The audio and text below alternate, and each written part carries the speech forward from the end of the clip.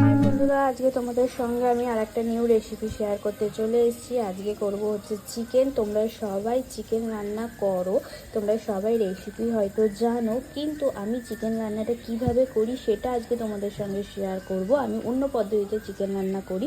তো চলো, প্রথমে দেখো চিকেনটা আমি কী কী দিয়ে ম্যারিনেট করে রেখেছি। এখানে হচ্ছে নুন, গোলমরিচ গুঁড়ো আর লঙ্কার গুঁড়ো দিয়ে আমি ভালোভাবে চিকেনটা ম্যারিনেট করে রেখে দিয়েছি।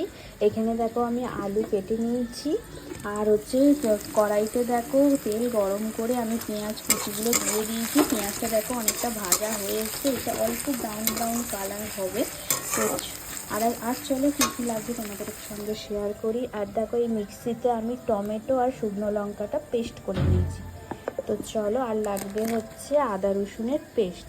তো দেখতে বন্ধুরা, এখানে পেঁয়াজটা আমার ব্রাউন ব্রাউন কালারের ভাজা হয়ে গেছে। এবার এর মধ্যে আমি দিয়ে দেবো হচ্ছে আদা রসুনের পেস্টটা।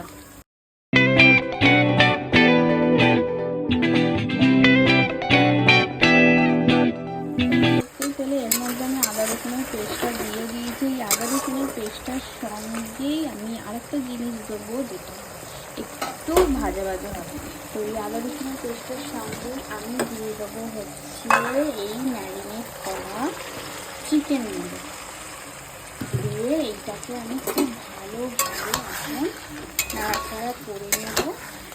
আর খুব ভালোভাবে আমি করে নেব, যাতে চিকেনের মধ্যে পেঁয়াজ আর আদা রসুনের ফ্লেভারটা খুব ভালোভাবে ঢোকে।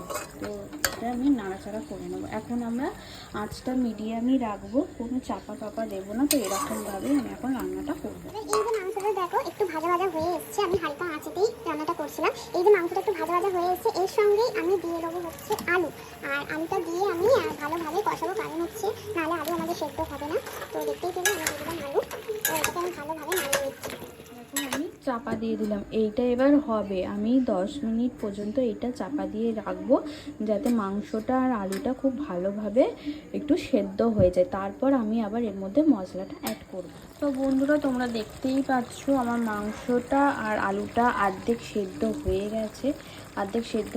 এবার আমি এর মধ্যে যেটা দেবো সেটা হচ্ছে আমি যে টমেটো আর শুকনো লঙ্কাটা পেস্ট করে রেখেছিলাম, এই যে টমেটো আর শুকনো লঙ্কাটা যে পেস্ট করে রেখেছিলাম, এইটা এবার আমি এর মধ্যে দিয়ে দেবো, দিয়ে ভালো করে নেড়ে নেবো। এবার আমি দেবো হচ্ছে হলুদ গুঁড়ো, অল্প করে হলুদ গুঁড়ো দেবো।